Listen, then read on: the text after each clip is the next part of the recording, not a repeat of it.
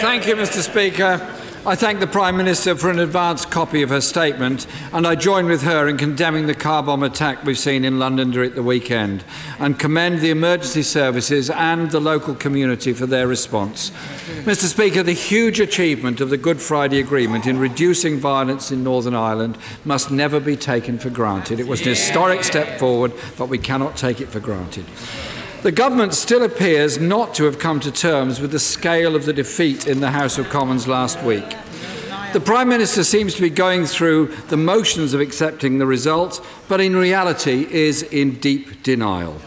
The logic of that decisive defeat is that the Prime Minister must change her red lines because her current deal is undeliverable. So can she be clear and explicit with the House? Which of her red lines is she prepared to move on? The Prime Minister's invitation to talks have been exposed as a PR sham.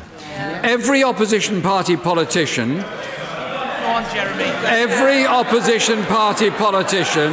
came out of those meetings with the same response. Contrary to what the Prime Minister has just said, there was no flexibility, there were no negotiations, nothing has changed. Order. The Prime Minister was heard, and when there was noise, I called for it to stop, and the same must apply to the Leader of the Opposition. No one in this chamber will shout the Right Honourable Gentleman down. Don't even bother trying, you're wasting your breath. Jeremy Corbyn. Thank you, Mr. Speaker. But I do welcome the commitment that the fee for EU citizens to apply for settled status will be waived. Mr. Speaker, the Prime Minister was fond of saying that this is the best possible deal on the table. It is the only possible deal on the table. But our EU negotiating partners are clear, and I quote, "Unanimously, the European Council have always said that if the UK chooses to shift its red lines in the future to go beyond a simple free trade agreement, then the EU will be immediately ready to give a favourable response." The House voted to hold the referendum. It also voted to trigger Article 50. There is a clear majority of this House to support a deal in principle and to respect the referendum result. But it requires the Prime Minister to face reality and accept her deal has been comprehensively defeated. Instead, we now understand the Prime Minister is going back to Europe to seek concessions on the backstop. Can I ask the Prime Minister this? What is the difference between legal assurances and concessions?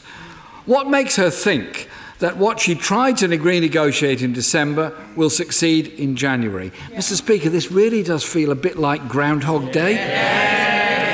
So, the first thing she must do is recognise the clear majority in this House against leaving without a deal and rule out no deal and stop the colossal waste of public money planning for an outcome.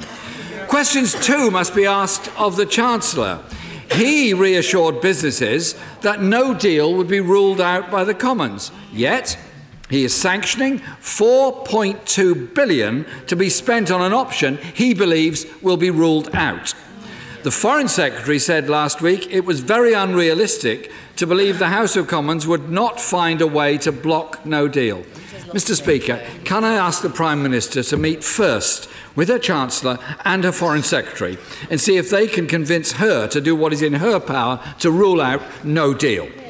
And if she will not do that now, will she confirm to the House that if an amendment passes that rules out no deal, she will implement that instruction? The Prime Minister agreed the backstop because of her pledge to the people of Northern Ireland to avoid a hard border. But no deal would mean a hard border in Ireland and break the Prime Minister's commitment. Is she seriously willing to accept a hard border? But today heralds the start of a democratic process where this House will debate amendments that will determine how we navigate Brexit.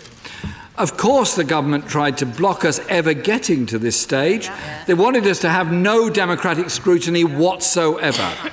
Labour set out, and I believe there may be a majority in the House, for such a proposal for a new comprehensive customs union with the EU that would include a say, a strong single market deal that delivers frictionless trade, and ensure no race to the bottom on workers' rights or indeed any other of the important regulations and protections we have. We will, as we've said consistently from the beginning, back amendments that seek to rule out the disaster of no deal. And, as we've said, we'll not rule out the option of a public vote. So, Mr. Speaker, no more phony talks. Parliament will debate and decide. And this time, Mr. Speaker, I hope and expect the government to listen to this House. Thank you, Mr. Speaker. Can I just say to the right honourable gentleman, he says no more phony talks. It would be nice just to have some talks with him on this issue. Because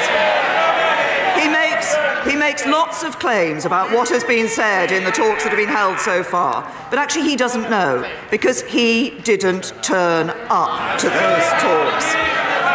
And I come back to him, he makes a great deal about the issue of no deal. He said that there is a consensus. I think he said there was a view across this House that supported a deal in principle and wanted to deliver on Brexit. That's exactly what I want to sit down and talk to him about. Because what we need to see is what is it that will secure the support of this House to enable us to leave the European Union with a deal. And we are continuing to listen to groups across the House in order to find the way to secure that support. Now, he talks about ruling out no deal. As I said in my statement, there are only two ways that you can ensure that no deal does not happen. One is to revoke Article 50, to reverse the decision of the referendum and to stay in the European Union.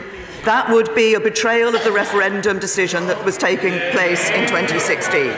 And the other way is to agree a deal with the European Union. And it is precisely about finding a way that we can secure the support of this House for a deal that I'm talking with members across the House about and want to talk with the right honourable gentleman about. So I hope, from what he said today, that he will reconsider his decision not to attend those talks. He complained about the amount of money that was being spent. He talked about £4.2 billion being spent and how that money should actually be spent in other ways. I see the Labour Party have put out a press release saying that money should be spent in other ways. What the right honourable gentleman might not have noticed is that actually that £4.2 billion is not all money that's being spent on no deal. If we stop spending that money, then we wouldn't be prepared for a deal either. So he needs to recognise that actually government has to spend money to ensure that we are in a position, whatever the outcome of the negotiations with the European Union, whether we leave with a deal or in a no-deal circumstance. So I say once again to the right honourable gentleman and across the House, for those who are concerned about no deal, that means we should be leaving with a deal. But what we need to find is the way that this House we can secure the support of this House for a deal. What has been clear from the discussions that we have had so far is the wide variety of views that are held around this House on this issue. But when it comes to it, we all need to be able to look our constituents in the eye and say that we did the right thing by them. That is leaving with a deal that ensures we deliver on the referendum and protect their jobs. That is what the government is about, that is what we're working on, and that is what we will deliver. Mr. Kenneth Clark.